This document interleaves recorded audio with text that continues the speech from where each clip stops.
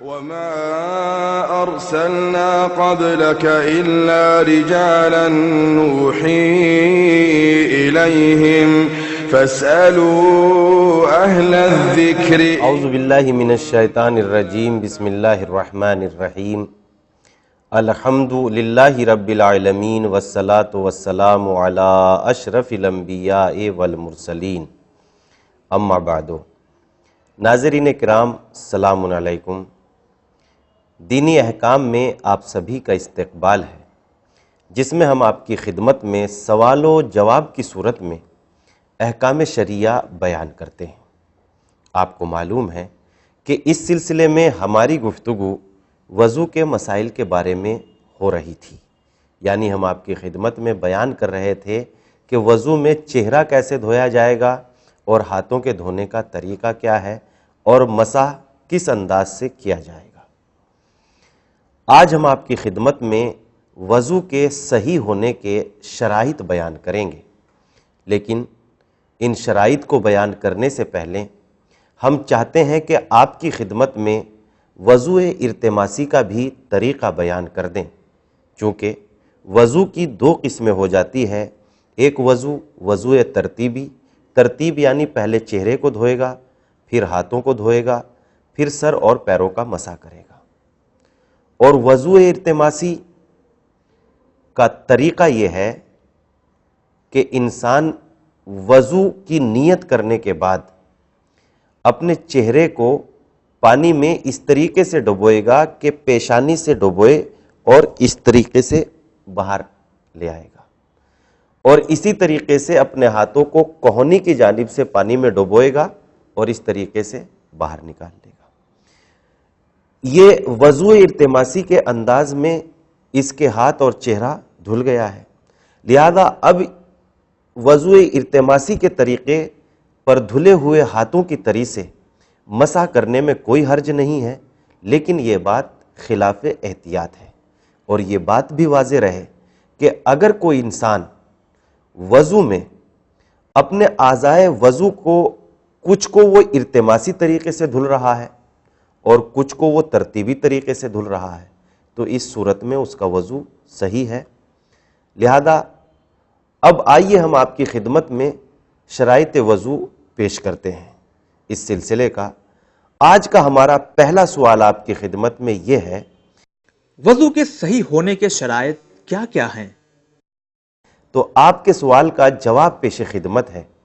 وضو کے صحیح ہونے کی 13 شرطیں ہیں. یعنی اگر ان شرطوں کو انسان بجا لائے گا تبھی اس کا وضو صحیح ہوگا، لیکن اگر وہ ان شرطوں میں سے کسی ایک کو بھی چھوڑ دے گا، چاہے وہ جان بوجھ کر چھوڑے یا مثلاً بھول جائے، تب بھی اس کا وضو باطل ہو جائے گا. لیکن اگر ہم ان شرطوں کو ایک کے بعد دوسری کے بعد تیسری گنوا دیں تو شاید ان کو یاد رکھنا ہمارے ناظرین کے لیے مشکل ہو جائے گا. تو بہتر ہے ہم ان شرطوں کو 4 حصوں میں تقسیم کر لیتے ہیں. یعنی 4 حصے کس طریقے سے؟ وضو کی 13 شرطوں میں سے 5 شرطیں تو ایسی ہیں جو وضو کے برتن اور وضو کے پانی سے متعلق ہیں، اور وہ 5 شرطیں یہ ہیں کہ وضو کا پانی پاک ہو.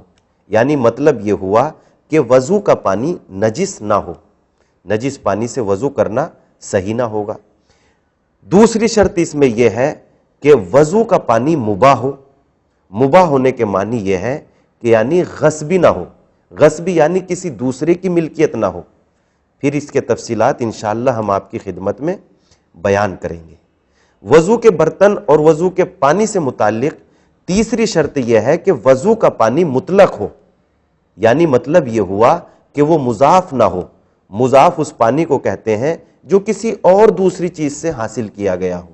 جیسے مثلاً ہم نے آپ کی خدمت میں پہلے ہی روز جب ہم پانی کی گفتگو کر رہے تھے تو بیان کیا تھا، یعنی جیسے گلاب سے پانی لے لیا ہو، یا مثلاً سنترے سے پانی لے لیا ہو، یا پانی میں کوئی چیز اتنی مل گئی ہو کہ پانی کا رنگ، بو اور ذائقہ بدل گیا ہو. چوتھی شرط یہ ہے وضو کے پانی اور برتن سے متعلق کہ وضو کا برتن مباح ہو. اس کا بھی یہی مطلب ہوا، یعنی غصبی نہ ہو، کسی دوسرے کی ملکیت نہ ہو. 5ویں شرط یہ ہے کہ وضو کا برتن سونے اور چاندی کا نہ ہو. تو یہ 5 شرطیں وضو کی جو 13 شرطیں بجا لانا ضروری ہے، اس میں سے یہ 5 شرطیں وہ ہیں جو وضو کے برتن اور وضو کے پانی سے متعلق ہیں۔ وضو کے 13 شرطوں میں سے 2 شرطیں وہ ہیں جو اعضائے وضو سے متعلق ہیں، یعنی اعضائے وضو کا پاک ہونا ضروری ہے۔ پہلی شرط اس میں سے یہ ہے، اگر اعضائے وضو نجس ہیں تو وضو صحیح نہیں ہوگا۔ دوسری شرط یہ ہے کہ اعضائے وضو یعنی چہرے اور ہاتھوں پر کوئی ایسی چیز نہ لگی ہوئی ہو جس سے وضو کا پانی وہاں تک نہ پہنچ رہا ہو، اگر ایسا ہے تو پھر وضو صحیح نہیں ہوگا۔ وضو کی 13 شرطوں میں سے 3 شرطیں کیفیت وضو سے متعلق ہیں۔ اس میں سے پہلی شرط تو یہ ہے کہ وضو کو ترتیب کے ساتھ کیا جائے۔ ترتیب کا مطلب یہ ہے کہ پہلے چہرے کو دھویا جائے، پھر ہاتھوں کو دھویا جائے، پھر سر اور پیروں کا مسح کیا جائے۔ دوسری شرط یہ ہے کہ وضو موالات کے ساتھ بجا لایا جائے، یعنی چہرے اور ہاتھوں کے دھلنے میں زیادہ فاصلہ نہ ہو۔ تیسری شرط یہ ہے کہ وضو خود کیا جائے، یعنی ایسا نہ ہو کہ کوئی دوسرے جناب وضو کا پانی ڈال رہے ہوں اور کوئی شخص بیٹھے ہوئے وضو کر رہے ہوں، تو اس صورت میں وضو باطل ہو جائے گا۔ یہ 3 شرطیں وہ ہیں جو کیفیت وضو سے متعلق ہیں، اور ان 13 شرطوں میں سے 2 شرطیں وضو کرنے والے سے متعلق ہیں۔ اس میں سے پہلی یہ ہے کہ پانی کا استعمال اس کے لیے نقصان دہ نہ ہو۔ اگر نقصان دہ ہوگا تو پھر اس کے لیے پانی کا استعمال صحیح نہیں ہے، وہ تیمم کر کے یا جو اس کا فریضہ ہے انشاءاللہ آگے بیان کریں گے، وہ وضو اس کے اپنے فریضے پر عمل انجام دے گا۔ دوسری شرط یہ ہے کہ وہ قصد قربت کی نیت سے وضو کرے، اگر اس کے یہاں قصد قربت نہ ہوگا تو اس کی وضو باطل ہو جائے گی۔ اور ایک شرط ان 13 شرطوں میں سے ایک شرط وقت سے متعلق ہے، یعنی وضو کرنے اور نماز پڑھنے کے لیے اس کے پاس وقت کافی ہو۔ اگر اس کے پاس وقت تنگ ہوگا تو پھر اس کا جو فریضہ ہوگا، جیسے ہم آگے تفصیل کے ساتھ ان تمام شرطوں کو آپ کی خدمت میں بیان کریں گے، اس پر عمل کیا جائے گا۔ ان 13 شرطوں میں سے اگر کوئی شخص ایک کو بھی جان بوجھ کر یا بھول کر چھوڑ دیتا ہے تو اس کی وضو باطل ہو جائے گی۔ دوسرا سوال ہمارا آپ کی خدمت میں یہ ہے، اگر کوئی شخص نجس یا مضاف پانی سے بھول کر یا نہ جاننے کی بنا پر وضو کر کے نماز بجا لائے تو کیا اس کی نماز صحیح ہے؟ آپ کے سوال کا جواب پیش خدمت ہے۔